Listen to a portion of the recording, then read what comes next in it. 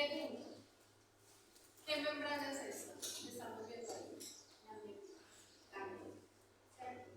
Es muy fácil decirlo porque miren que es la que está en contacto con la cría. Y miremos lo que yo les decía. Miren que obviamente aquí, como está en contacto directo con la cría, pues la vemos más transparentosa, pero miren que es una membrana que se torna como de un color un poco blanquecino. Cuando uno se ha roto, se ve como blanquecino, ¿sí? No es blanca, pero obviamente por el grosor de la capa y por el líquido amniótico se ve de esa manera. Cuando vamos a hablar de patologías del bajo del puerperio, esta al inicio de la clase va a aparecer una clase como de ¿por qué?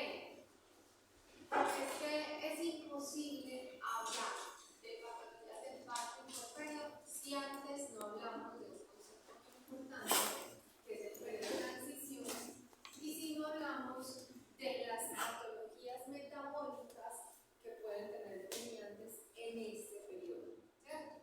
Pero recordemos que el periodo de transición es un periodo crítico, sobre todo para hembras de lechería especializada, porque tienen altas demandas energéticas. No quiere decir que una vaca tipo carne o doble propósito no tenga esas exigencias, lo que pasa es que son mucho menores.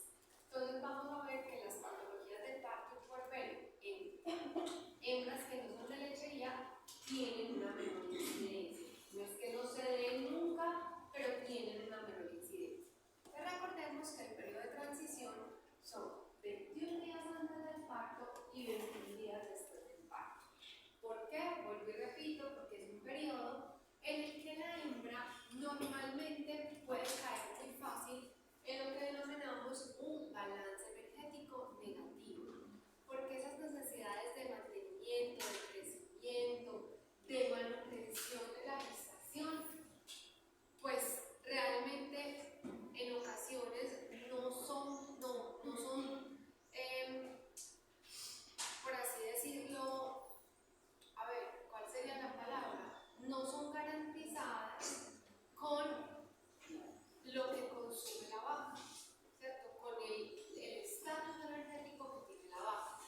Porque adicionalmente, recuerden que el periodo de transición o en esa época muy cercana al momento del parto, es normal que la hembra se estrese y disminuya el consumo de alimento, disminuya el consumo de materia seca.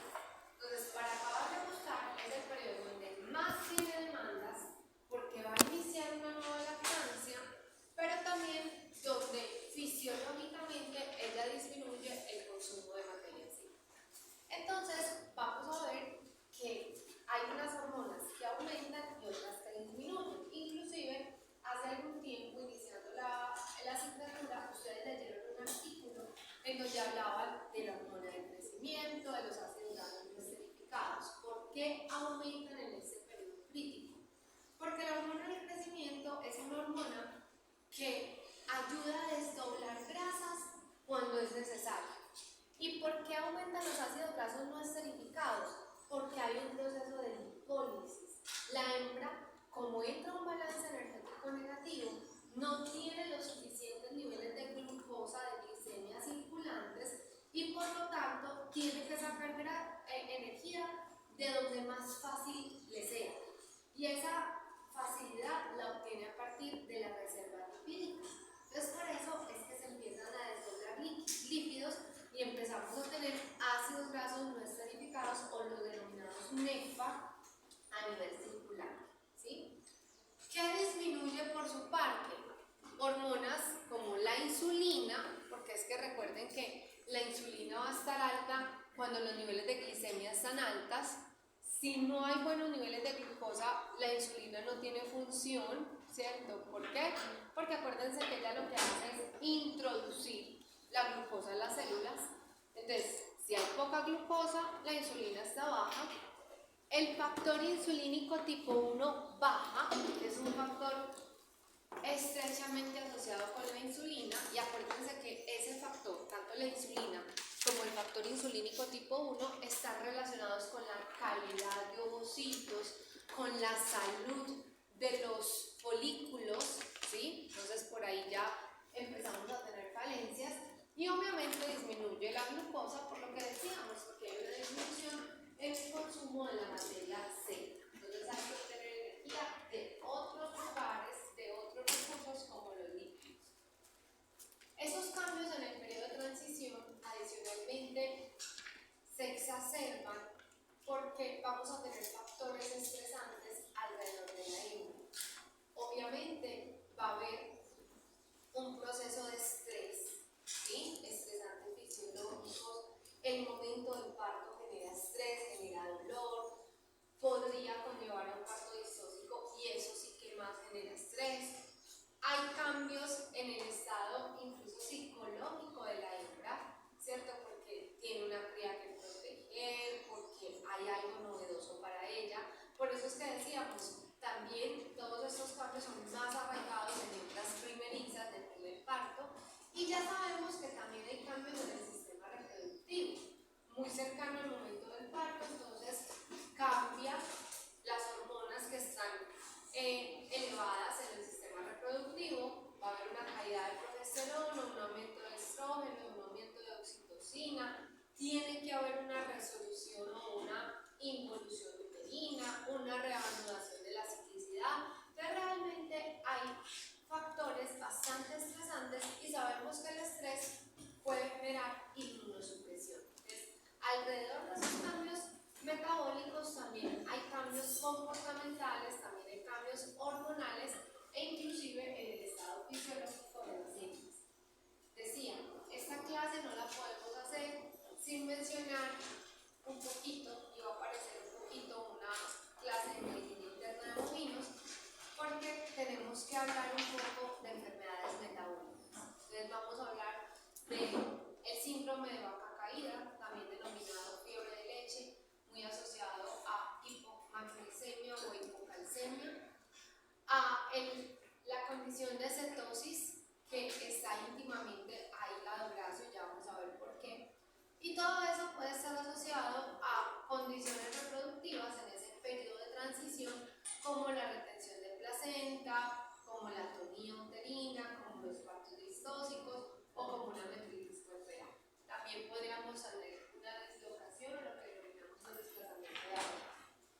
Vamos a empezar con la primera patología metabólica íntimamente relacionada a patología reproductiva. Y tenemos entonces la hipocalcemia, ¿cierto? ¿Por qué el síndrome de vaca caída, que podría darse por bajos niveles de calcio o bajos niveles de magnesio, podrían ocasionar condiciones o alteraciones o consecuencias negativas en ese periodo de transición específicamente? No es que solamente pasa en el periodo de transición, pero es la época en donde es más probable que se dé, ¿sí?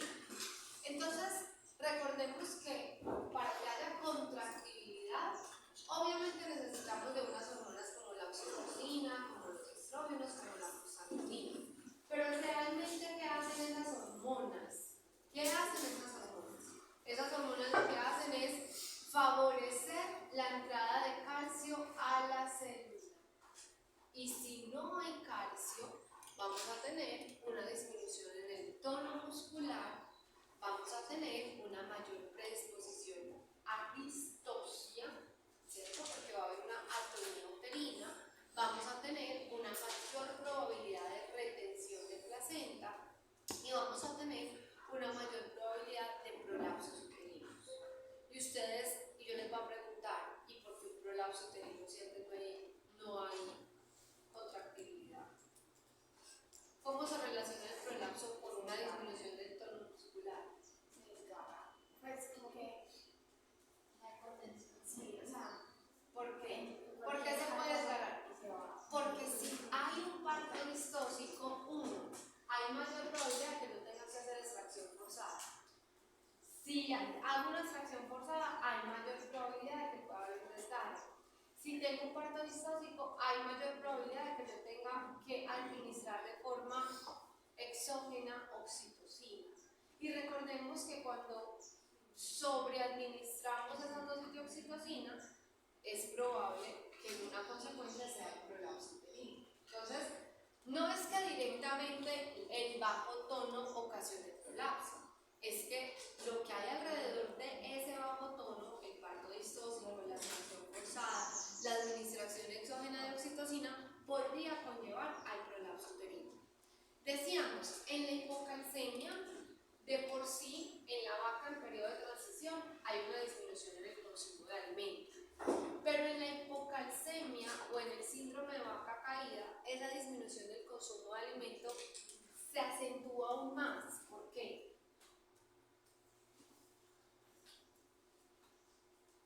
¿Por qué se acentúa más que la vaca no coma o disminuye el consumo? Porque está caída.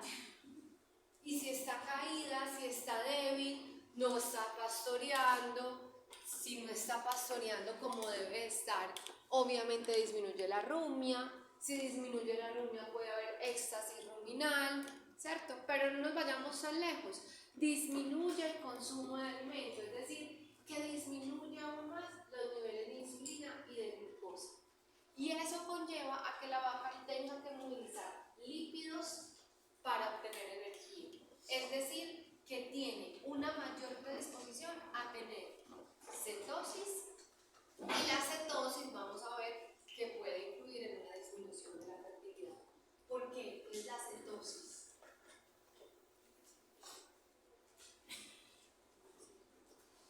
Es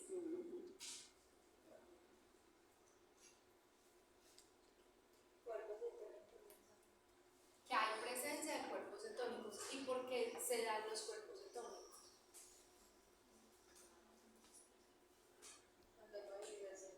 Cuando hay movilización de grasa. ¿Y por qué eso podría estar asociado a una disminución en la fertilidad? ¿Qué tiene que ver?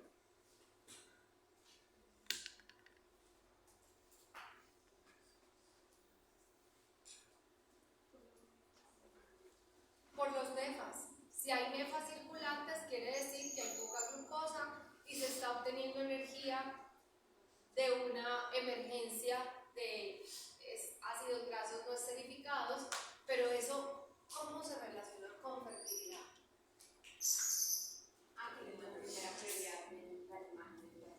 Primero, la primera prioridad no es la reproducción, ella va a tratar de mantenerse, tratar de mantener esa cría que tiene casi a término, tratar de mantener la lactancia. Y eso está relacionado con ¿qué? Que no se fabrica. Entonces, ¿cómo? Hormonas de tipo esteroideo. Ella va a suprimir la esteroidogénesis porque ella tiene otras prioridades. Y si no hay esteroidogénesis, acordémonos que si no hay pico de estrógenos, no hay pico de LH. Si no hay pico de LH, no hay ovulación, ¿cierto? Muy bien. ¿Por qué una disminución en el consumo de alimento podría estar relacionado al desplazamiento de la biomasa?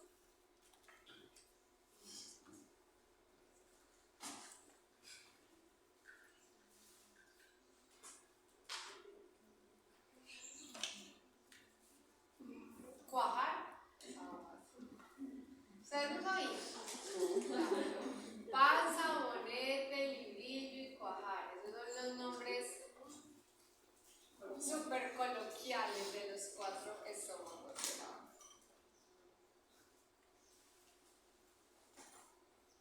El abomazo. ¿Por qué podría haber un desplazamiento de abomazo si disminuye el consumo?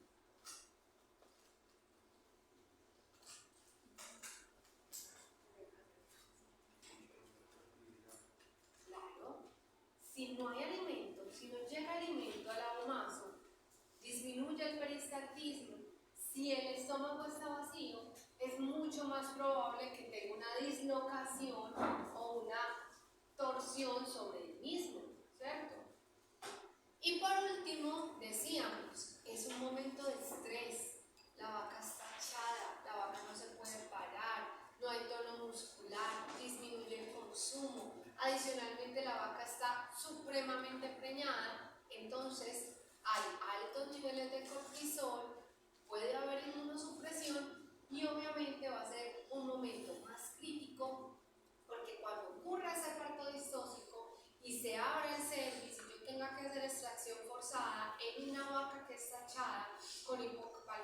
hipocalemia o con hipomagnesemia, es mucho más favorable para las bacterias introducirse durante un parto distóxico y adicionalmente proliferar en una vaca que tiene un proceso de inmunosupresión. Recordemos un poquito, chicos, cómo es el equilibrio o la homeostasis del calcio al interior de un sistema vivo, ¿cierto? En este caso estamos hablando de la vaca. ¿De dónde puede obtener la vaca o realmente cualquier animal calcio? Uno, ay, me encanta cuando el quiz. Todos bien. Todos. Muy bien. Entonces, se absorbe a nivel intestinal, es decir, de la dieta. Esa es una manera de que ingrese calcio, ¿cierto? Otra manera de mantener los niveles adecuados de calcio en sangre es que se libere de los huesos. ¿Quién hace eso? Vitamina D. Los osteoclastos, claro, por regulación del fósforo, eso es importante. Y tercer mecanismo, que se reabsorba a nivel renal, ¿cierto? Entonces, cuando hay un bajón de calcio o cómo aumentan los niveles de calcio en sangre, uno, por absorción directa del aparato digestivo, del sistema digestivo. Dos, porque se saca de los huesos por parte de los osteoclastos. Tres, porque se reabsorbe a nivel renal, ¿cierto? Esas son las tres maneras de aumentar endógenamente, ¿cierto? Por así decirlo, de manera fisiológica, de mantener ese equilibrio del calcio. Muy bien. Todo eso lo regula una hormona muy importante que es la paratormona, ¿cierto? Y adicionalmente vamos a tener un protagonista importante que es la vitamina D. ¿Por qué? Ustedes siempre le dicen, ay, es que la vitamina D es muy importante para la absorción de calcio. ¿Qué es lo que hace la vitamina D? Realmente eso, estimular la absorción de calcio a nivel dietario, a nivel intestinal. Nada ocurre si hay buenos niveles de calcio, pero no hay buenos niveles de vitamina D, ¿cierto? ¿Por qué? Vamos a ver que en ese primer punto de la absorción intestinal de calcio, la paratormona tiene un papel muy importante, porque lo que hace la paratormona es inducir, activar la vitamina D. ¿Qué es eso de activar? Cuando uno habla de activar, inactivar moléculas bioquímicas, está hablando de reacciones bioquímicas. Y esa activación de la vitamina D se denomina una hidroxilación. ¿Qué quiere decir una hidroxilación? ¿Qué es hidroxilar? Añadir un grupo hidroxilo. ¿Y cuál es el grupo hidroxilo? El OH. Entonces, ¿qué es eso de que la vitamina D activa, la paratormona activa la vitamina D y la hidroxila? Miren, a nivel renal la convierte en 1,25 dihidroxicolecalciferol. ¿Qué quiere decir? Que la hidroxiló en dos partes, en el carbono 1 y en el carbono 25, y por eso se llama di-2-hidroxi, grupo hidroxilo colecalciferol, o lo que comúnmente denominamos como calcitriol. ¿Qué es el calcitriol? Es la vitamina D activada, hidroxilada. Y miren que tiene una palabra o adquiere una denominación, un nombre como muy relacionado con el calcio. ¿Por qué? Porque en este estado hidroxilada es como la vitamina D activa la transcripción, es la transcripción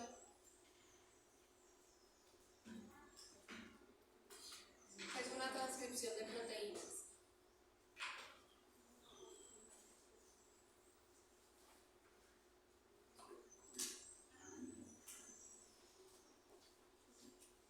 ¿Qué quiere decir eso?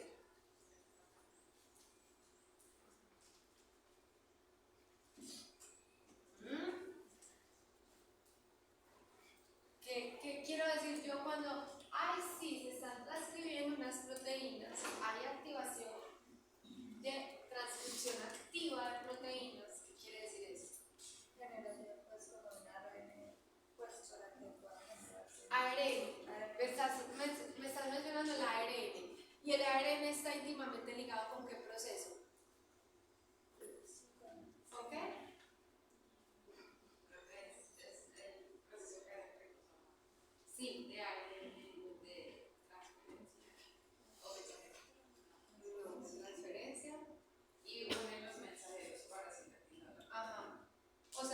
está pasando con esa proteína que se está sintetizando? ¿Se está qué? Transcribiendo, o sea, ¿qué? Expresando. Cuando hablamos de transcripción estamos hablando de expresión de proteínas. Entonces, se expresan proteínas a nivel del enterocito, es decir, esa celulita del sistema digestivo, específicamente el intestino delgado, que van a ayudar a absorber el calcio intestinal.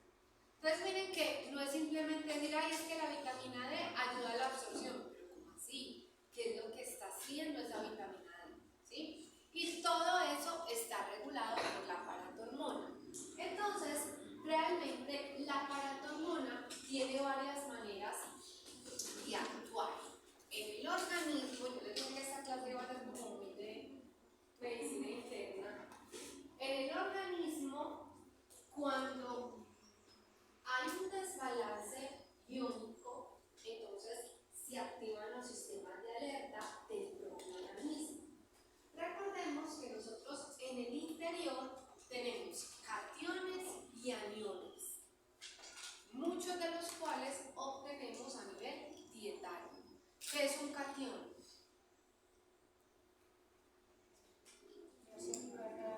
¿Qué? ¿Cargado cómo? Positivamente. Son iones cargados positivamente. Aniones, iones cargados negativamente. Entonces normalmente debe haber un balance catión aniónico a nivel de la dieta y a nivel del organismo. Los principales cationes que nosotros consumimos en la dieta o que los animales consumen son el sodio y el potasio, que son iones cargados positivamente y van a tener un carácter básico. Mientras que los aniones que más consumimos a nivel dietario, que más consumen los animales, entre ellos los rumiantes, son el cloro y el azufre en forma de sulfatos. Esto es pura química orgánica, ¿cierto? SO4 quiere decir que es un sulfato, ¿sí? Y son iones cargados negativamente con carácter ácido. Entonces, cuando tenemos allá arriba esa palabrita DSAD, un desbalance catión aniónico dietario tirado hacia la parte negativa, eso es un poco bueno. ¿Por qué? Porque se activa a la paratormona a que trabaje. ¿Cuáles son una de las principales causas de que haya hipocalcemia al parto o en el periodo de transición? Que la paratormona se vuelve perezosa, ¿sí? No se activa, se vuelve refractaria y entonces no tenemos este equilibrio homeostático del calcio. Ya les voy a explicar por qué. Si ustedes suministran elevadas cantidades de calcio durante toda la gestación y más aún durante ese periodo de transición, van a hacer todo lo contrario, ¿sí? Van a generar probablemente una hipocalcemia al parto o en el periodo de transición. ¿Por qué? Porque no se activan los mecanismos endógenos de la paratormona. Es como yo hago esta analogía, como el adolescente al que le han dado toda la vida, que no ha tenido que hacer mover un dedo nunca, ¿cierto? Se lo hago todo, vino, los viajes, las cosas para su universidad, mejor dicho, no tiene que lavar un plato.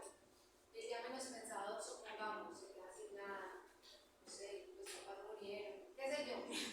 Y entonces no tiene una rueda blanca, entonces no tiene, no sabe qué hacer, ¿cierto? O sea, está en la inmunda, literal. ¿Por qué? Porque nunca ha tenido la capacidad de valerse por sí mismo, nunca tuvo la capacidad de trabajar, de producir.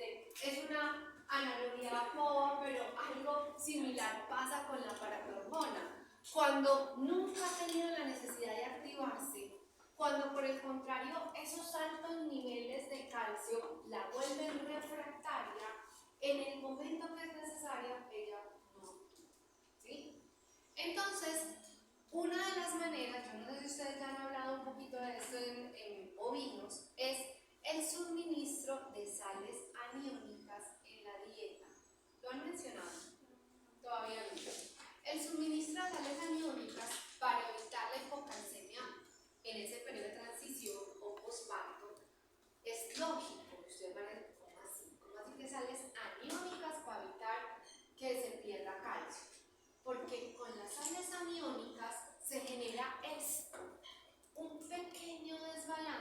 girado hacia la parte negativa. Un pequeño desbalance anión catiónico dietario girado hacia la parte negativa porque estoy suministrando sales aniónicas, ¿cierto? Cargadas negativamente. Entonces, endógenamente, ¿qué ocurre? Aumentan para tratar de contrarrestar esos aniones. Entonces el organismo es muy sabio y dice, no, hay que mantener equilibrado este balance y entonces yo voy a exponer, a liberar cationes H+ para contrarrestarlo. Todos sabemos que el H+, que los hidrogeniones están cargados positivamente, ¿sí o no? Entonces el organismo dice, voy a liberar un poquito de cationes H+ para contrarrestar ese leve desbalance que tenemos hacia el lado negativo. ¿Qué pasa cuando se liberan cationes H+? Se acidifica, se disminuye el pH. ¿Por qué? Ojo, pues que todos estos son conceptos de bioquímica básica. ¿Qué es pH? Concentración de hidrogeniones. Realmente la fórmula es menos logaritmo de la concentración de hidrogeniones. O sea que hay una relación como indirecta. A mayor concentración de hidrogeniones quiere decir que se acidifica, que baja el pH. A menor concentración de hidrogeniones quiere decir que se vuelve más básico, ¿sí? Que sube el pH. Entonces, al haber mayores cationes H+, lo que estamos haciendo es una leve acidemia, ¿cierto? Acidificando un poco, no solamente el pH sanguíneo, sino también el pH de la orina. Cuando eso ocurre, se promueve la liberación de calcio a nivel de orina, a nivel de túbulos renales. Y entonces ahí es que llega la paratormona y dice, no, se está excretando mucho calcio, se está disminuyendo el calcio en sangre, porque obviamente se está excretando por orina, entonces la paratormona dice, yo me activo, y activo los tres mecanismos homeostáticos de regulación del calcio, que cuáles son: activar los osteoclastos, movilizarlos a nivel del hueso, activar la absorción a nivel del intestino, a nivel del consumo, y aumentar la reabsorción de calcio a nivel renal. Entonces es como un tire y afloje. O sea, yo le estoy poniendo, acidificando un poquito la orina para que se excrete, activar la paratormona y que la paratormona active sus mecanismos fisiológicos. Si vamos al ejemplo del adolescente, es como si los papás de vida le dijeran, no, quiere un PlayStation, trabaje para conseguirlo, ¿cierto?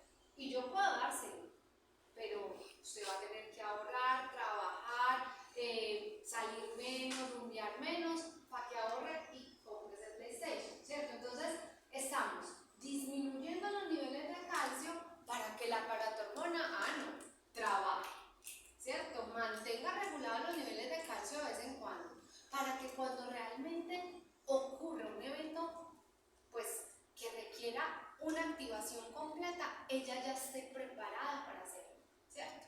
Entonces, estos mecanismos van a activar indirectamente esos niveles de calcio en sangre. Entonces, lo que estamos generando con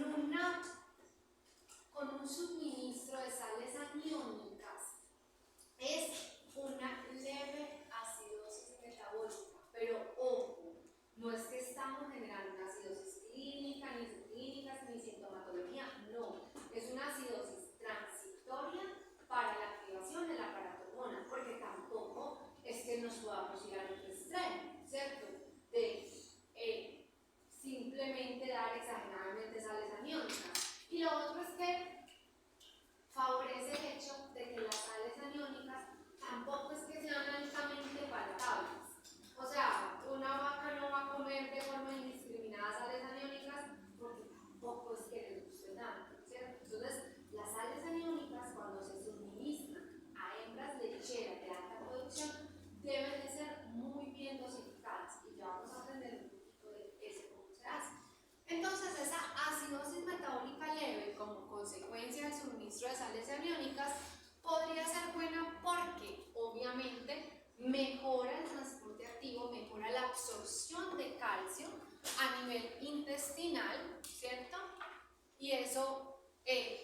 ya porque ya sabemos que la paratormona es activada por una leve acidosis. Segundo, aumenta la movilización de calcio de los huesos, ¿cierto? Activa osteoclastos. Esto no se da de manera exagerada porque si lo tuviéramos de manera exagerada entonces tendríamos un debilitamiento de los huesos, pues tampoco es irnos a ese extremo. Tercero, aumenta la excreción urinaria de calcio para que se activen todos los mecanismos de la paratormona. Activa esa proporción iónica de calcio 2+, que es la manera como el calcio realmente está activo y se absorbe. Y esa acción de la paratormona, ya sabemos, aumenta en estado de acidosis, porque en estado de alcalosis la paratormona se vuelve refractaria, se vuelve perezosa. Esto que tenemos acá es lo que ya acabamos de explicar con este cuadrito. Simplemente que se los tengo aquí en texto para que lo lean, para que comprendan qué es lo que estamos queriendo decir con este esquema. ¿Listo? Entonces, realmente, ¿cómo se suministran las sales aniónicas? Las sales aniónicas son como una mezcla de esos, ya dijimos, los principales aniones son sulfatos, son los cloruros, el cloro, pero miren algo súper importante, no se suministran sales aniónicas solitos. Miren, sulfato de calcio, cloruro de calcio, sulfato de magnesio, ¿cierto? Miren que se suministran esos aniones, pero en compañía de calcio y magnesio, para no tener, pues, o para prevenir esa hipomagnesemia o esa hipocalcemia. Decíamos, el suministro de sales aniónicas no es que sea indiscriminado, no es que sea a voluntad, no. Se suplementa de acuerdo al consumo de materia seca. Y eso es súper importante. ¿Por qué? Porque esta vaca que produce 30 litros, con seguridad no consume lo mismo que produce la vaca de 15. ¿Cierto? Entonces es muy importante, ustedes incluso ven que cuando las vacas están en el ordeño, en muchas lecherías se les suplementa con un poco de concentrado. Y esa suplementación de concentrado está estrechamente relacionada con la producción de la vaca. No es que a todas les dé 3 kilos, o 2 o 1. No, depende de cuánto producen. Porque si produce más, se suplementa más. ¿Cierto? Entonces miren lo importante que es mínimamente saber el promedio de producción de cada vaca. Y eso está íntimamente relacionado con el consumo de materia seca. Entonces, la suplementación no debe superar los 300 miliequivalentes por kilogramo de materia seca consumido por día. Esto, aquí hay que hacer unos cálculos zootécnicos porque no se puede dar de manera indiscriminada sales aniónicas a todo el ganado, ¿cierto? A todas mis hembras y en iguales cantidades, ¿sí? Importante, un valor sanguíneo en vaca lechera, que la raza lechera por excelencia de nuestro medio es la Holstein, de calcio a nivel plasmático debe ir entre 8,6 y 9,6 miligramos por decilitro en esas primeras semanas postparto, en ese periodo de transición. Cuando vemos que esos niveles están por debajo, quiere decir que su hembra está en un proceso de hipocalcemia. Entonces, ¿qué pasa? Si nos excedemos con ese suministro de calcio, ¿cierto? Dietas con más de 100 gramos al día durante ese periodo preparto y más aún durante ese periodo de transición, acuérdense que el periodo de transición son 3 semanas antes, 3 semanas después, 21 días antes, 21 días después, están asociadas a un aumento en la presentación de lo que comúnmente se denomina fiebre de leche, vaca caída. ¿Por qué? Porque era lo que decíamos, estamos volviendo perezosa a la paratormona, porque realmente cuando empieza ese primer día de lactancia, las demandas van a ser muchas y la paratormona ni siquiera va a saber cómo actuar porque hay un proceso de refractariedad, porque se está induciendo una alcalosis por exceso de calcio. ¿Listo? Por eso es que es importante el suministro, obviamente, vuelvo y repito,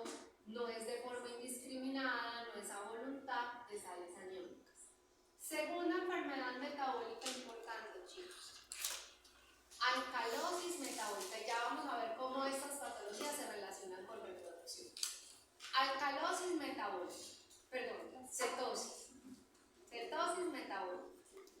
Entonces, decíamos, en una vaca que está en periodo de transición, voy a volver por acá, no necesariamente en hipocalcemia, pero sí en periodo de transición, disminuye el consumo de alimento, ¿cierto?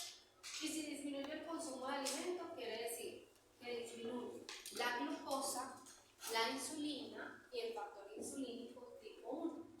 Entonces, la vaca tiene que obtener energía, los niveles de glicemia baja, y tienen que obtener energía de la fuente más expedita para ello.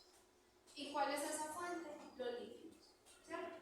Entonces, hay un proceso de lipólisis, de desdoblamiento de esos líquidos que están almacenados, y hay producción y formación de NEFA, de ácidos grasos no esterificados, ¿cierto?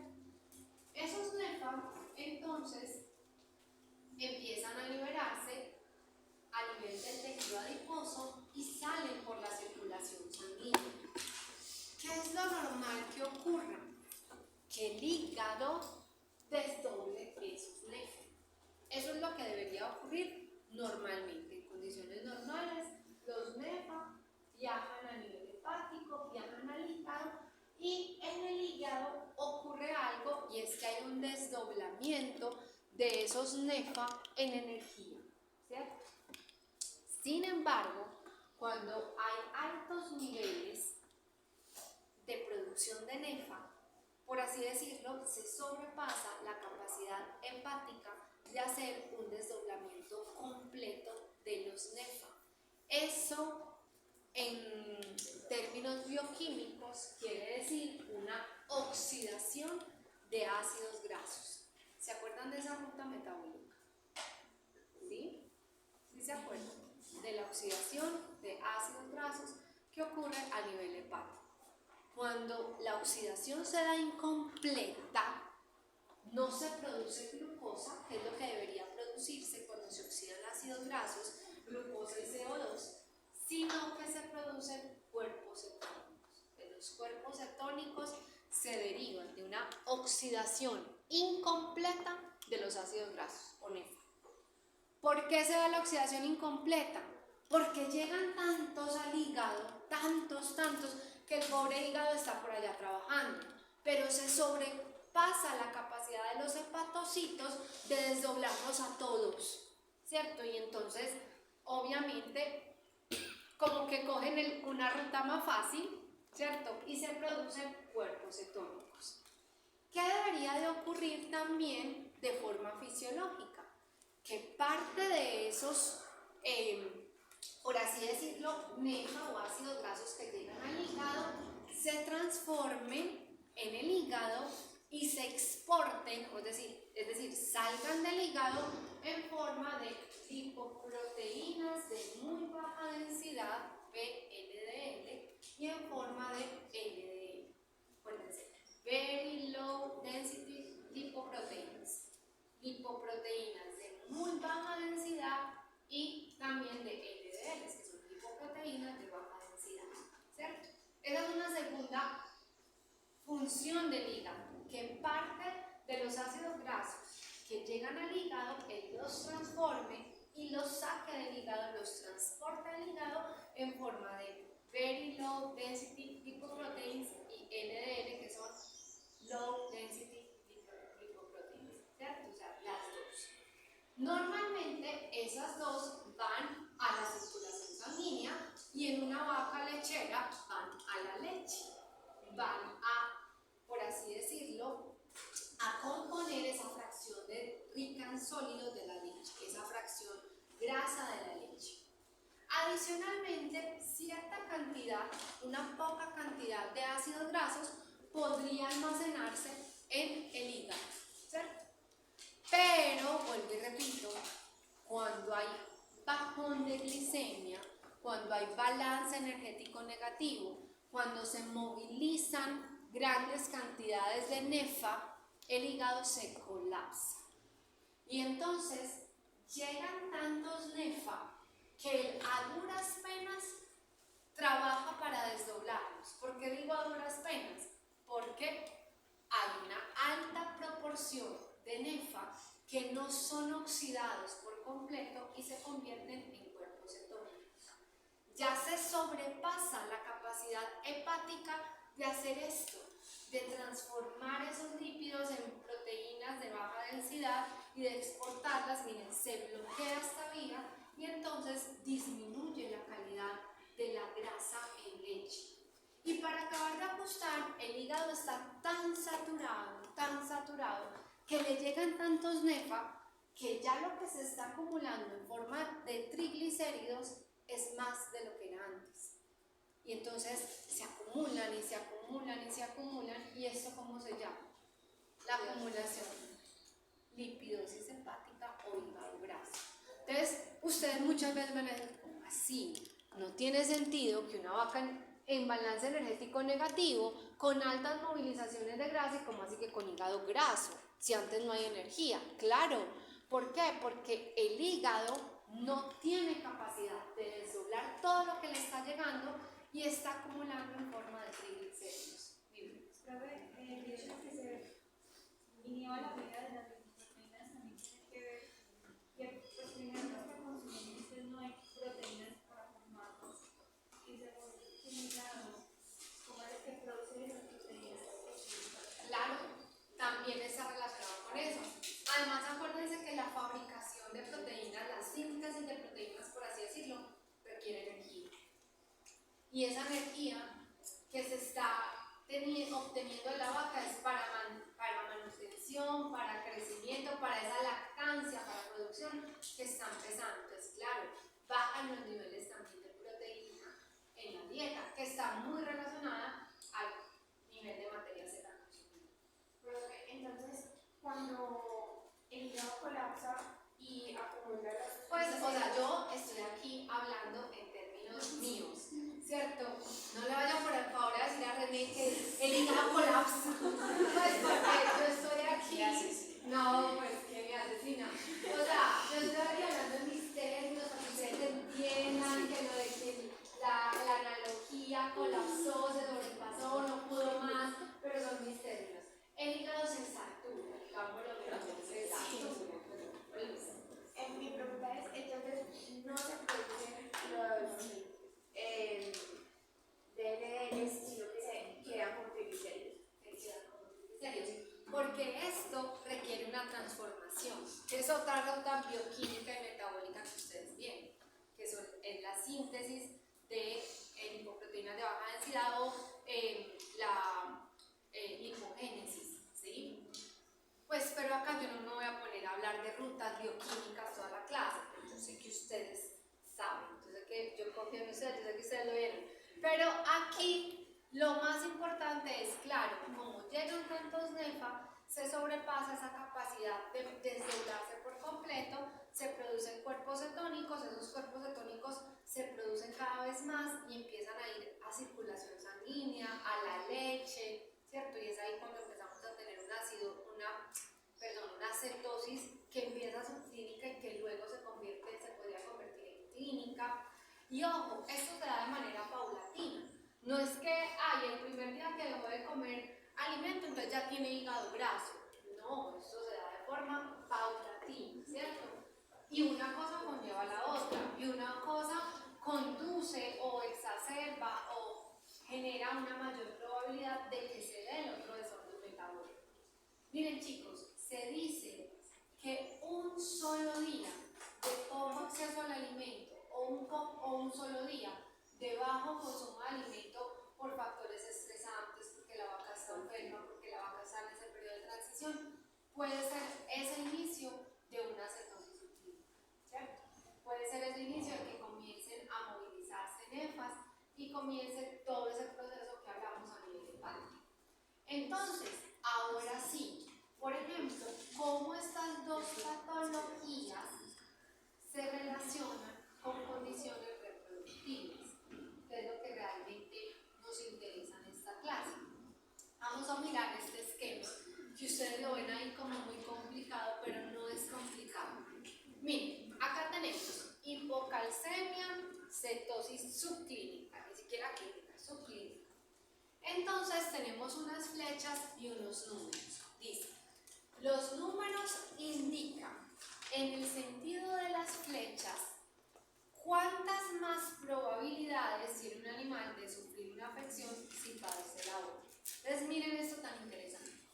Si una vaca tiene hipocalcemia, miren que dice al parto, o sea, en ese periodo de transición, tiene 5.7 veces más probabilidades de sufrir de retención de placenta. ¿Por qué? Porque si no hay buena contracción, no va a haber una buena probabilidad de que haya una separación de la placenta, la motilidad, ¿cierto? La contractilidad y se expulse. Tiene 7.2 veces más probabilidades de padecer distosia, obviamente, porque si no hay buena contractibilidad, hay atonía uterina, va a haber que hacer extracción forzada. Tiene 5.4 veces más probabilidades de padecer mastitis. ¿Por qué mastitis? Por inmunosupresión. ¿Por qué? Por la inmunosupresión. Sí, ¿y por qué más? Claro, porque el esfínter del pezón, a nivel del pezón, debe haber una contracción. Si no hay buena contractibilidad a nivel de los pezones quedan abierticos. ¿Se acuerdan que uno hace una cosa que se llama el sellamiento de los pezones con yodo? Para que no ingresen, obviamente, microorganismos oportunistas, pero si no hay buena contractibilidad, es mucho más probable que ingresen. Y 3.1 veces más de prolapso uterino, porque ya dijimos está asociado a partos vistosos. Entonces miren, de ahí nos seguimos desplegando. Retención de placenta, 4.4 veces más que si hay retención de placenta hay metritis puerperal, ¿cierto? Distosia, 3.2 veces más probabilidades de que si hay distosia hay metritis. Retención de placenta, hay una mayor probabilidad de que en el próximo servicio haya metritis antes del servicio. Y así, vámonos por este lado, cetosis metabólica. Miren eso, 54.1 veces más probabilidades, eso es una cosa muy alta, más del 50%, que haya repetición de servicios, que sea una vaca repetidora. ¿Por qué?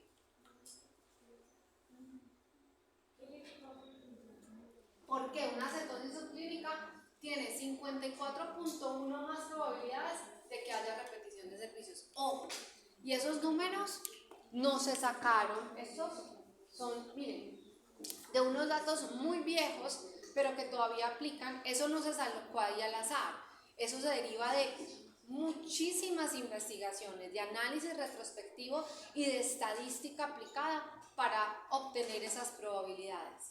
¿Por qué? ¿Por qué una cetosis subclínica tiene tanta probabilidad que conduzca a una repetición de servicios?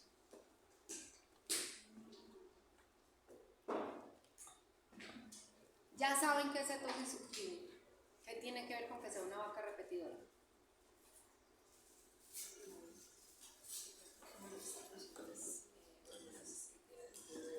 Así es. Como no está produciendo hormonas esteroideas, porque es una vaca que está en balance energético negativo, porque es una vaca que está priorizando otras cosas, porque es una vaca que no está haciendo esteroidogénesis, no hay ovulación.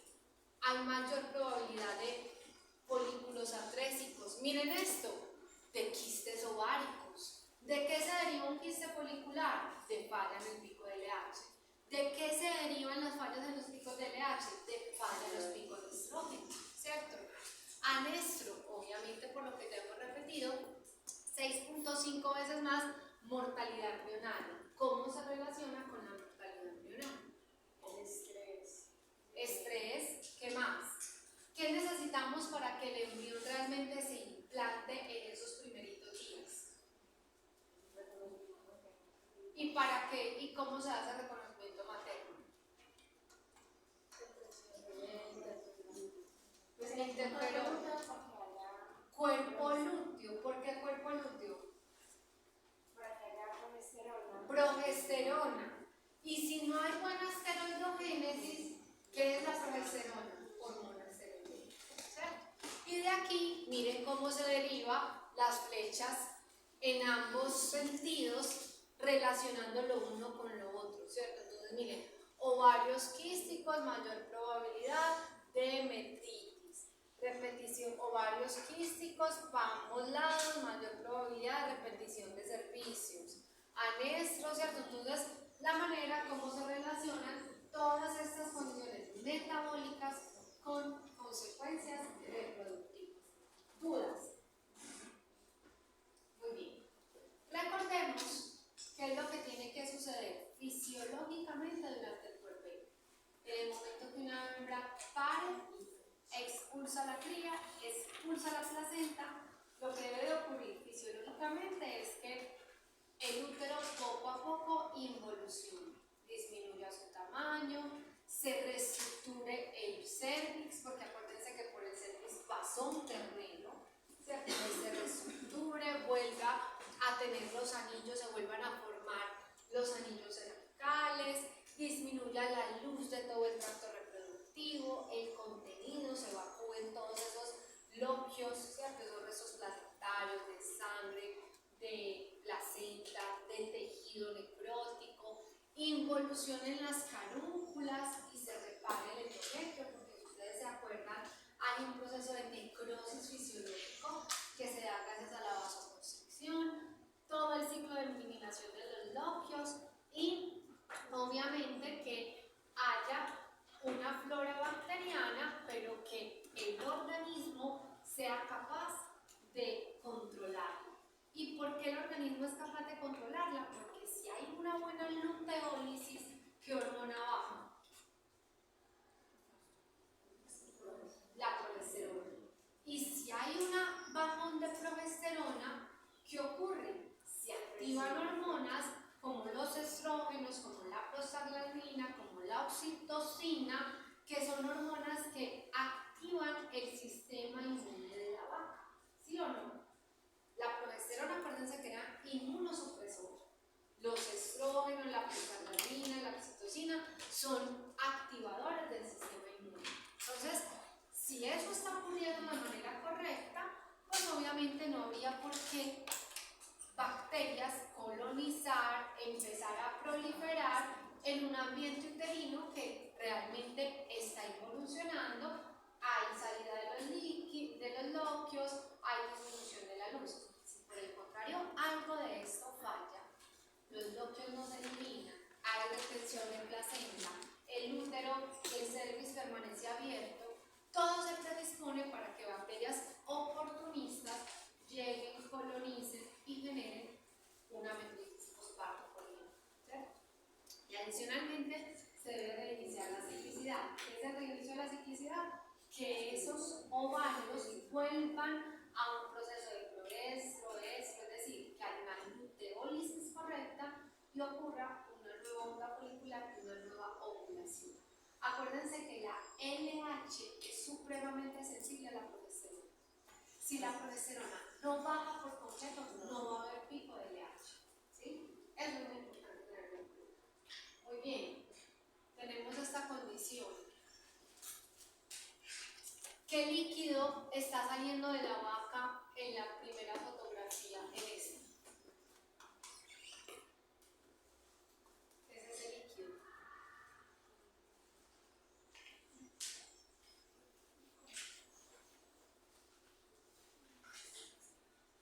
¿Será meconio? ¿Así se ve el meconio? Claro, mucho más oscuro. Corioalantoideo. Es el líquido alantoideo. Líquido alantoideo, que acordémonos que decíamos, es un líquido incluso de un color ámbar, amarillento, porque es normal, porque ahí están los desechos del feto, tiene gran densidad. O sea que eso me indica arriba que ya hubo ruptura de la primera membrana, ¿cierto? ¿Y esta membrana cuál será? Miren acá, membrana, líquido. La que se ve blanquecina, la ultimita. Y ya cuando tengo una crita así, ya uno dice, ya se rompieron ambas membranas, es que ya le estoy viendo la piel a la crita, ¿cierto? Ya hay ruptura de ambas. Esta es otra vaca, aquí ya se produjo evolución paulatina del cervix. Miren, ese cervix unos días posparto sigue estando inmenso, sigue siendo un cervix no retraíble. Chicos, cuando palpen una vaca posparto temprano, no lo vayan a confundir con una gestación, porque podría suceder muy fácil en una lechería especializada. En ganadería de carne no, en ganadería de doble propósito no, porque usted ve ahí la criita. Entonces usted la ve ahí al lado, usted pues por lógico, si esta vaca no está preñada, tiene la cría recién parida, ¿cierto?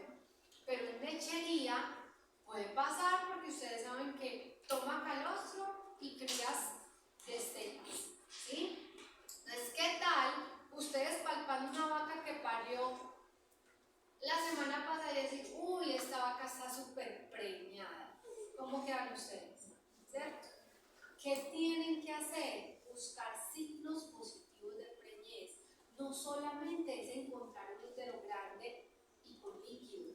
Acuérdense, desplazamiento de membranas, rebote fetal, que hayan placentomas. Obviamente, en estas condiciones ya no hay esas estructuras, ya no hay feto, ya no hay una doble membrana. Sí van a encontrar un útero grande y con contenido, pero entonces ustedes van a sospechar más de un puerperio temprano que de una gestación. ¿Listo? Entonces, ojo con eso.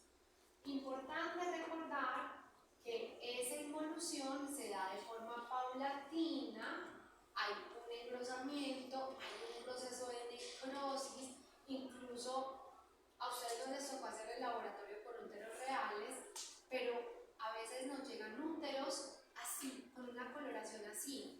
¿Profe, qué le pasó? No, estaban en puerperio. Cuando uno ve una coloración necrótica, oscura y carúnculas grandes, quiere decir, o pues aumentadas de tamaño, quiere decir que ese útero estaba en un puerperio, un proceso de puerperio. Es normal que haya pérdida de tejido caruncular para luego una renovación y tener un tracto reproductivo que se ve más o menos así. ¿Por qué? Porque siempre el cuerno en donde se dio la implantación se involuciona de manera más lenta. Entonces, ojo con eso también, porque podríamos encontrar a la palpación asimetría, pero una asimetría por sí sola no le dice nada. Usted tiene que encontrar la fluctuación, el fetico y el deslizamiento de membranas, ¿sí? Porque en una involución tardía podríamos tener esa asimetría. Para todo esto, recordemos que fisiológicamente debe haber liberación de oxitocina, ¿cierto? ¿Por qué? Porque es que la oxitocina no solamente me va a ayudar en el momento del reflejo de Ferguson para expulsar la cría, expulsar las placentas, no. La oxitocina va a ayudar en todo el proceso de involución para que cada vez más ese útero expulse todo el contenido, se haga cada vez más chiquito, porque la contracción hace que esas fibras disminuyan cada vez más de tamaño. Si no hay contracción, esas fibras musculares quedan hiperplásicas, dilatadas y se retarda esa recuperación del tamaño, ¿cierto? Entonces, acordémonos una cosa, ¿en quién es más rápida la evolución uterina? ¿En ganado tipo carne o en ganado tipo leche? Carne. ¿Por qué? Porque tienen la cría en P y esa cría en pie todo el tiempo, todo el día, 24/7, está estimulando la liberación de oxitocina. Miren, chicos, a mí me parece increíble lo que pasa con las cerdas. Una cerda tiene 20 lechones, pongamos, 20 lechones en un parto. Se hace la lactancia de 21 días y después del destete, 5 días después, ella está como un relojito acalorándose. Eso solo puede ocurrir por una excelente involución uterina. Y solo puede ocurrir porque es que tiene 24/7 durante 21 días a 20 lechones mamando, 20 lechones estimulando endógenamente oxitocina, ¿cierto?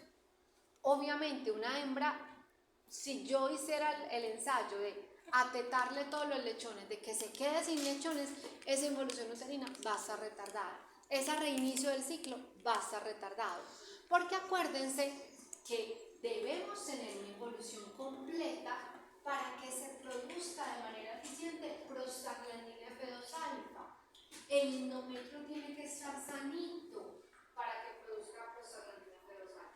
Si yo tengo un proceso inflamatorio infeccioso, las glándulas endometriales se alteran, no se produce prostaglandina ferosalva y podemos tener cuerpos lúteos retenidos, ¿sí? Y no hay reinicio de la ciclicidad. Entonces eso es muy importante también tenerlo en cuenta para ese reinicio de la ciclicidad.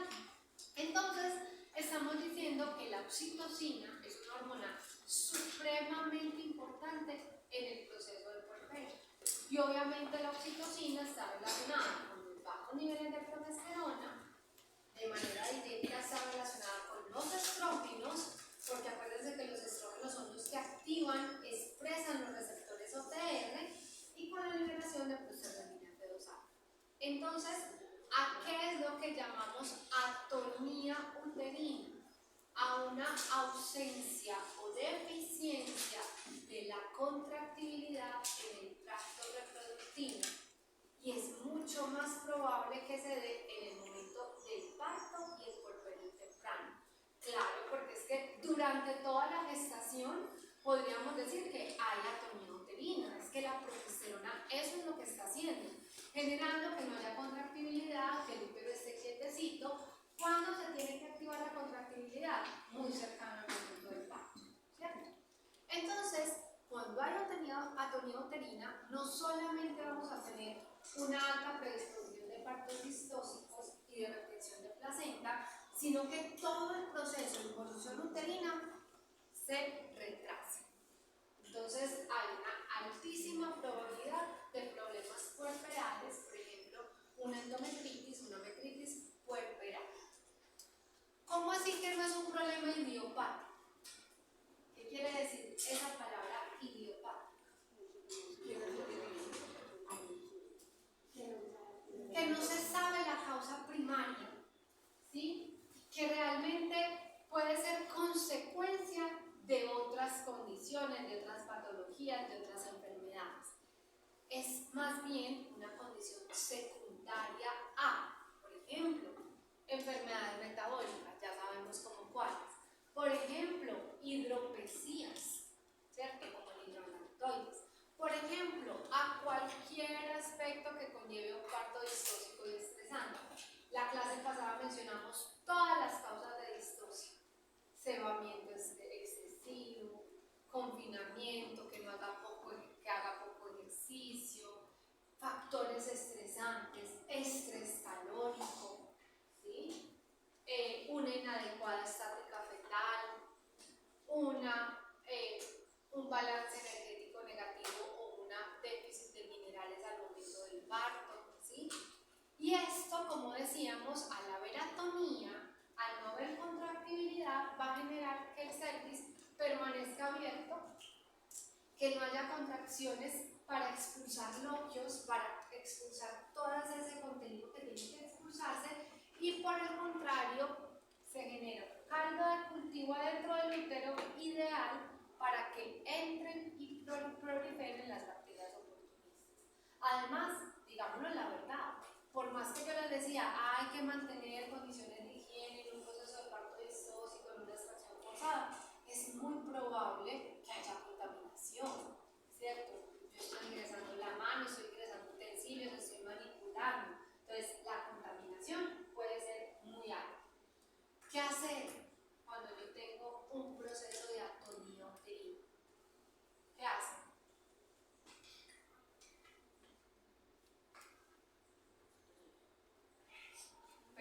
Esa es la respuesta más lógica. Pongo oxitocina. ¿Qué tengo que tener en cuenta antes de poner oxitocina? El tiempo posparto.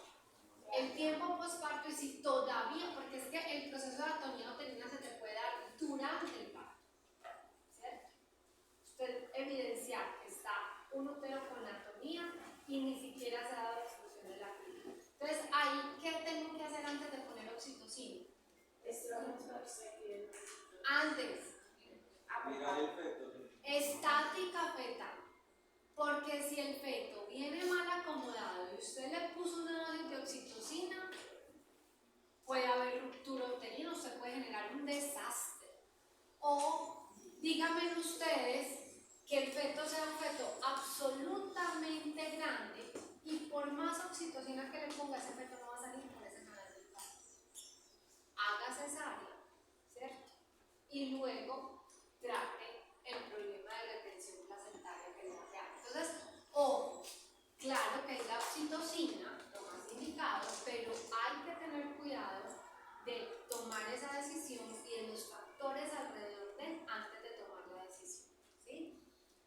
Oxitocina, dosis de oxitocina en bovinos, entre 20 a 50 unidades internacionales. Se puede poner subcutánea, intramuscular o inclusive intravenosa. Ya ustedes saben qué diferencia hay entre poner una hormona o un medicamento subcutáneo, intramuscular e intravenoso. ¿Cuál es la principal diferencia? Claro, la velocidad de absorción y muy probablemente entonces la velocidad de respuesta. ¿Sí? Yo realmente siempre la pongo intramuscular. ¿Por qué? Porque hay un riesgo alto de que si la pones intravenosa te genere ya contracciones exageradas y haya prolapso uterino. ¿Sí? Importante es que esa oxitocina es viable, vale la pena ponerla durante esas primeras 24 horas postparto. ¿Por qué? Porque después ya no van a haber receptores oxitóxicos y vamos a tener refractariedad de la oxitocina. ¿Qué puedo hacer? Puedo poner estrógenos antes, ¿cierto? Para sensibilizar y generar una mayor expresión endógena de receptores oxitóxicos. Pero hay que tener en cuenta que los estrógenos como única alternativa producen contracciones muy regulares e ineficientes. Normalmente usted debe acompañar los estrógenos de otro hormona. La prostaglandina P2 alfa me encanta. ¿Por qué? Porque la prostaglandina P2 alfa, además de, ella lo que hace es como un trabajo más natural, más endógeno. Porque miren esto. Si hay menor cantidad de progesterona, que es lo que hace la prostaglandina, generar luteólisis, entonces va a haber mayor nivel de estrógenos. Si hay mayores niveles de estrógenos, hay mayor expresión de receptores uterinos. Y adicionalmente la prostaglandina favorece la contractibilidad y favorece la inmunidad uterina. Entonces a mí me encanta la prostaglandina. En ocasiones hay que poner las dos. Oxitocina, pues porque usted necesita, porque hay algo muy importante. La prostaglandina produce contracciones mucho más menores en cuanto a la intensidad, pero su efecto es más prolongado en el tiempo. Mientras que la oxitocina genera contracciones más frecuentes, más fuertes, pero su efecto es más corto. ¿Sí? Entonces va a depender de lo que usted quiera en el momento. Si es, por ejemplo, para mejorar involución uterina, yo pongo una prostaglandina, porque yo quiero un efecto retardador en el tiempo. Pero si usted está ahí frente al parto distóxico, ya solucionó la estática o ya corroboró que está en una estática adecuada y necesita contracciones ya, usted tiene que poner oxitocina, porque la prostaglandina va a tener un efecto más retardado, más como a mediano y largo plazo, y las contracciones no van a ser tan evidentes. ¿Sí? Importante, chicos, empezar con una dosis, o sea, no iniciar con la dosis más alta. Yo les aconsejo, inicien con 20, 25 unidades internacionales, porque a veces van a tener que poner una segunda dosis. Entonces, si ponen una segunda dosis a las 2, 4 horas, pues no están trabajando con las dosis más altas, porque hay una variabilidad alta de respuesta entre hembra y hembra. ¿Sí? Entonces, esta hembra puede que le haya funcionado muy bien la dosis más alta, pero a esta otra usted le dio un prolapso. ¿Sí? Entonces, hay que tener en cuenta y es mejor utilizar dosis menores. Sabemos de estas dos dosis, 25 miligramos o 500 microgramos, dependiendo si es natural o sintético. Profe, ¿y cuándo se aplicaría oxitocina y prostaglandina en el programa? Oxitocina, yo la aplicaría en el momento de la atonía, cuando tengo que extraer esa cría, cuando tengo, por ejemplo, la placenta retenida, ¿cierto? Aplico oxitocina. Prostaglandina la puedo poner ese mismo día, en la tarde, para ayudarle a la evolución. ¿Sí? Entonces son dos hormonas que se complementan, porque la oxitocina va a generar esas contracciones ya, cuando yo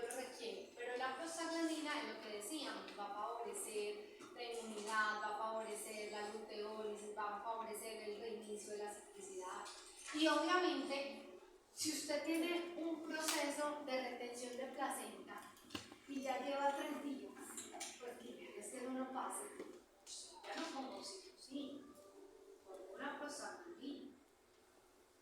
Y ahí cuando dice 1 o 2 horas posparto, es que no se puede utilizar antes. Sí, sí se puede utilizar antes. Lo que pasa es que, vuelvo y repito, la prostaglandina de forma inmediata no te va a generar unas contracciones rápidas, evidentes, eficientes, no. Ella tiene más un efecto a mediano, largo plazo. Entonces, por ejemplo, hace poquito, no sé si supieron, en Villa Lisa hubo una vaquita, Noelia, que tuvo un parto distóxico y la cría se murió. La cría se murió, la cría era muy grande. Bueno, la verdad yo no sé ni qué pasó. No sé ni qué pasó, los estudiantes que ellos sí la fueron a atender. Ustedes saben, miles de versiones ahí. En definitiva, la cría se murió y ella quedó con un proceso, ella expulsó placenta, pero como a los 5 días que fuimos a palpar, incluso yo estaba con ustedes, con un grupo de ustedes que estábamos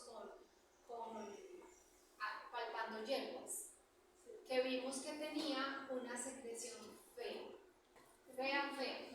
Ahí, ¿qué hay que ponerle? O no me acuerdo con quién estaba, por otro lado. ¿Qué hay que ponerle? Porque hay unos estrógenos, una oxitocina, ¿cierto? Ahí hay que ponerle una prostaglandina. ¿Por qué? Para favorecer esa contractibilidad. Ya habían pasado como 5 días, 6 días después de esa expulsión. Profe, ¿y eso sería dosis única o sería que se puede continuar? Dosis. Pues uno ya reevalúa si hay que poner otra dosis de prostaglandina, pero generalmente no es necesario. ¿Listo? Entonces, recordemos, esa toninofelina puede conllevar a un proceso de retención de placenta. Esa retención de placenta en bovinos se da. Ojo, todas estas dosis son de bovinos, porque recordemos que en yeguas son la mitad, incluso por debajo de las dosis de las que estamos hablando acá. ¿Sí? Retención de placenta cuando pasen 12 horas después de la expulsión de la cría y no ha realizado una expulsión completa de las placentas. Ahí ya dijo que es una retención placentaria. ¿Sí? Recordemos que en las yeguas eso es mucho más rápido. ¿Qué? En las yeguas es demasiado tiempo. En bovinos es eso, 12 horas. Ellos tienen hasta 12 horas para expulsar. En yeguas es mucho más rápido. Recordémonos que las yeguas deben expulsar la placenta dentro de las 2 horas después de la expulsión. ¿Sí? Muy bien, hay retenciones de placenta. Las causas de retención de placenta las podríamos clasificar como retención primaria o retención secundaria. ¿Qué es una retención primaria? Que la alteración está básicamente en la separación ahí, in situ, local, de la carúncula y el cotileo, ¿sí? O del tipo placentario que sea. Entonces, por ejemplo, ¿quién me dice una retención primaria? La alteración está a nivel ahí, en la separación, una deficiencia en la separación de la carúncula y el cotileo.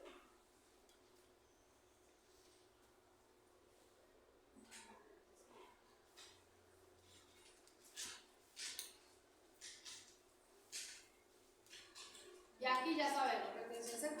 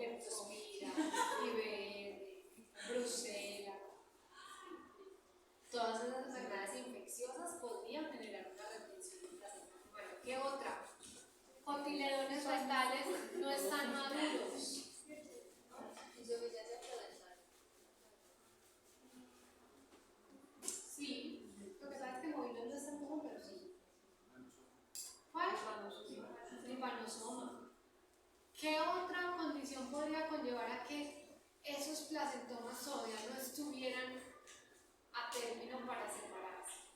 Pues que sea un parto pues ¿Cómo se llama eso? Un aborto.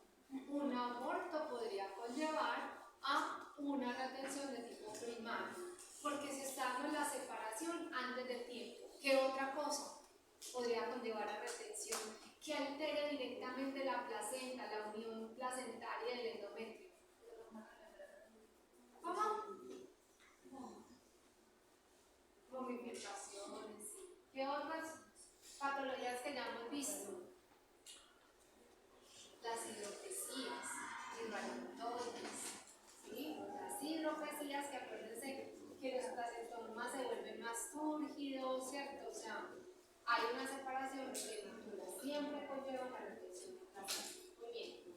Ya dijimos, las vacas con parto distóxico tienen una mayor probabilidad de presentar retención de placenta. Entonces, ¿qué puede estar asociado directa o indirectamente con retención de placenta?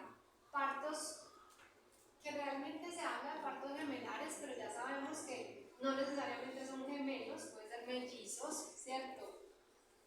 Primartinismo, por ejemplo, marmortinatos, partos provocados por corticoides o prostaglandinas, deficiencias en algunos oligoelementos, la cesárea tiene una alta predisposición a la retención de placenta porque no se activaron los mecanismos fisiológicos del parto, partos prematuros, abortos, gestaciones que se prolonguen más allá del tiempo, enfermedades infecciosas, todo lo que ya empezaron a mencionar ustedes. Entonces, sí, en una cesárea hay un riesgo de retención de placenta. Después de hacer la cesárea, Muy buena pregunta.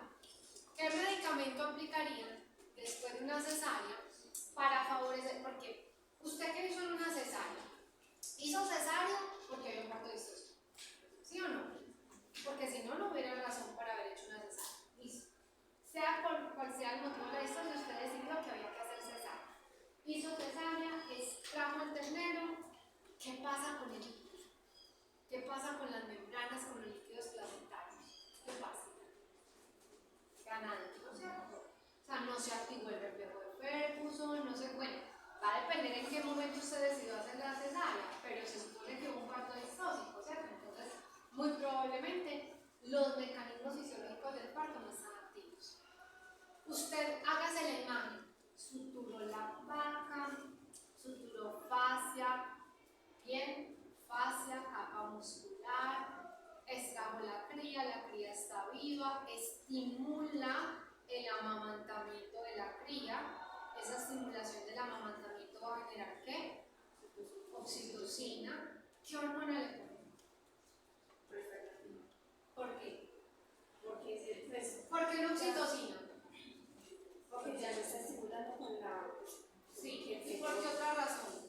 porque sería demasiado fuerte si se puede abrir la Usted tiene una sutura ahí recién puestecita, usted tampoco necesita que haya unas contractilidades muy grandes porque tiene riesgo de daño de la sutura, de complicaciones, de ¿qué pondrían? Prostaglandina, ¿sí? Para que haya una correcta nucleólisis, para que haya una expulsión endógena. Ya dependiendo de la evolución, hay cesáreas que evolucionan súper bien, hay otras que no tanto, entonces ya hay que acompañar con antibióticos, con antiinflamatorio, pero va a depender de la evolución de cada caso. Yo no les puedo decir a ustedes, siempre que haya una cesárea pongan antibióticos, no, porque es que eso es lo que pasa, que ponemos antibióticos a diestra y siniestra sin necesidad. A veces no hay necesidad de poner un antibiótico, luego la vaca lo resuelve, una prostaglandina, usted luego palpa y hay un proceso de evolución, bueno, nada, con la prostaglandina es suficiente. Habrá otras que también, dependiendo de la complicación de ese parto distóxico, de cuánto tiempo duró ahí, de en qué momento usted hizo la cesárea, pues tendrá que acompañar con antiinflamatorios, con antibióticos, ¿listo? Muy bien. Consecuencias de una retención de placenta, chicos, que todos los indicadores se nos van a caer. ¿Por qué? Porque ese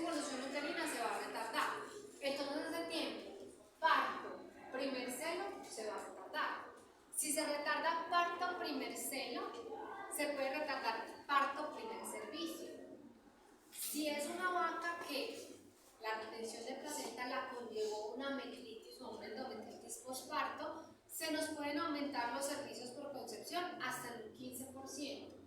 Se nos pueden aumentar los días abiertos hasta en un mes. Y eso obviamente va a aumentar el intervalo entre partos. ¿Por qué? Porque una vaca con una retención de placenta prolongada va a tener dolor, va a tener un proceso inflamatorio. Hay una altísima probabilidad de que esto le contamine y sea la vía de entrada a bacterias oportunistas. Disminuye consumo de alimento, disminuye producción, el riesgo de metritis es muy alto. Metritis, acuérdense que implica la metritis. Signos sistémicos, fiebre, decaimiento, inapetencia, ¿cierto? Entonces, obviamente tenemos que cuidar ese tipo de condiciones. Lo otro, recordemos que la progesterona lo que hace es, durante toda la preñez, primero está generando una leve inmunosupresión, ¿cierto? Porque si no, pues la madre rechazaría a ese nuevo individuo, a ese individuocito, ¿sí? Pero adicionalmente, cuando los niveles de progesterona están altos, se inhibe la actividad de unas enzimas que se llaman las colagenasas. Si ustedes se acuerdan, y los invito a que le den una leidita a la clase de puerperio del semestre pasado. Si ustedes se acuerdan, en ese momento del puerperio, al bajarse la progesterona y aumentar los estrógenos, aumentan dos condiciones. Primero, los polimorfonucleares, que llegan al sitio a fagocitar, a defender ese ambiente uterino de la hembra, pero adicionalmente se activan unas enzimas que se llaman las colagenasas. ¿Por qué? Por la caída de progesterona. Y esas colagenasas lo que hacen es debilitar el tejido o esa unión carúncula-cotiledón. ¿Sí se acuerdan? Entonces se va generando un desprendimiento paulatino y pues fisiológico de la placenta y el endometrio. ¿Qué pasa? Cuando a veces, miren que aquí decíamos, una de las causas de retención placentaria es provocado cuando uno induce partos con corticoides. A pesar de que se habla de la prostaglandina no genera tantas retenciones de placenta porque la prostaglandina está generando un bajón de la progesterona. Pero ¿qué pasa cuando uno aplica un corticoide para sincronizar o para promover el parto? Esos corticoides, por ejemplo, la dexametasona, aumentan la síntesis de progesterona a nivel cotiledonal. O sea que se bloquea la acción de las colagenasas. O sea que el debilitamiento, la separación de la carúncula y el cotiledón se hace más difícil. Es una de las razones por las que no me gusta inducir partos con corticoides. Además, porque un parto con corticoides, ¿qué hace un corticoide? Además de todos los efectos colaterales que tiene a nivel renal, que tiene a nivel hepático, un corticoide genera inmunosupresión. Y la inmunosupresión va en contravía totalmente de lo que necesitamos en esta etapa del parto y del puerperio. Dime. Profe, ¿con qué entonces se debe inducir? Prostaglandina. Yo siempre induzco con prostaglandina en las cerdas. ¿Sí? Y pues en otras especies lo mejor es prostaglandina. ¿Por qué? Vuelvo y repito, prostaglandina reduce niveles de progesterona y es un activador de la inmunidad uterina. ¿Cierto? Entonces disminuye ese riesgo. Ojo, tampoco se puede inducir un parto muy prematuramente, porque es que si usted induce un parto muy prematuramente, puede conllevar a una distosia, a una retención de placenta, a que los placentomas todavía estén muy túrgidos, ¿cierto? En ese caso, ya se evaluaría si es mejor hacer una cesárea, pues cuál sería el abordaje ideal.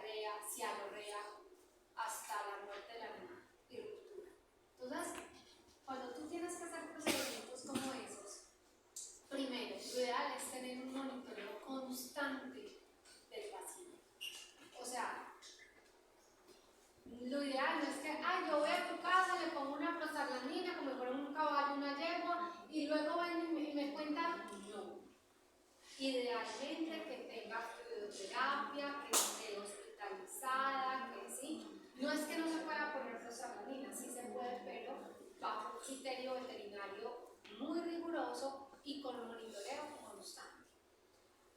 Y ya sabemos que generalmente las condiciones o complicaciones reproductivas en las perritas son de muy mal pronóstico.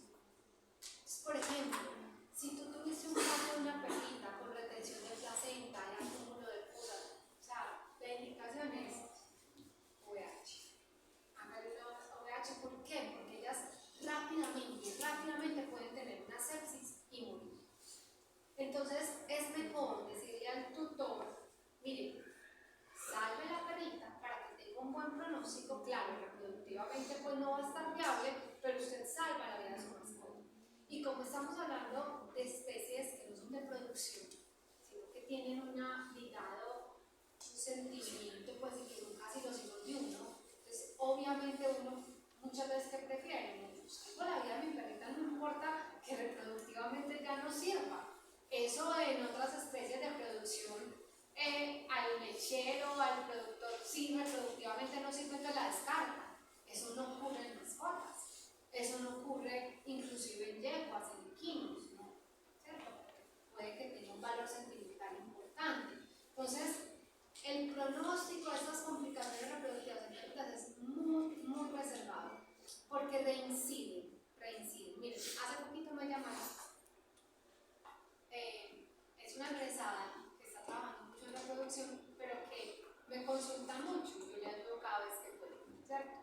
Entonces, hace algunos meses me dijo de un bulldog francés que tuvo un biómetra después de un parto vistoso. Yo le dije, dile a la propietaria que en vez de dar es hacerle OVH. Ay, no, pero es que ella no quiere porque es un bulldog francés. Le digo, bueno, no quiere, pero dile que es la recomendación. Puedes tratarla con antibióticos sistémicos, bueno, se le hizo un tratamiento completo. La perrita supuestamente bien. Eso fue hace como 2 meses y medio. Ayer me mandó una foto con un montón de pus, porque yo estaba que les hace se lo advertí. Y vuelve y dice la propietaria, yo le dije, esa perrita ya es candidata a hacer una OVH. O sea, una OVH. No, profe, que la propietaria no quiere, entonces vamos a hacer una eco, vamos a ver cuánto líquido tiene, si vale la pena. Le hicieron la eco, estaba llena de pus, cuando supuestamente hace 2 meses y medio ya se había aliviado. Y bueno, a la final, eso fue ayer, no sé qué decisión habrá tomado, pero esa perrita no se puede tratar como una vaca, como una yegua, hágale un lavado, póngale prostaglandina, no, es un pronóstico muy malo porque rápidamente se puede convertir en una sepsis, ¿sí? Y más si ya ha reincidido, y más si durante los 2 meses ha empezado a acumular ese fluido. No sé qué habrá decidido, pero obviamente uno también hace lo que el propietario deja o permite o no permite, autoriza o no autoriza, pero esa es una perrita de OVH. Ya, o sea, no hay nada más que esperar, porque muy probablemente en una tercera ocasión ya no, el cuento no sea tan feliz y hay una complicación más grave. Muy bien. Bueno, entonces vamos a terminar así.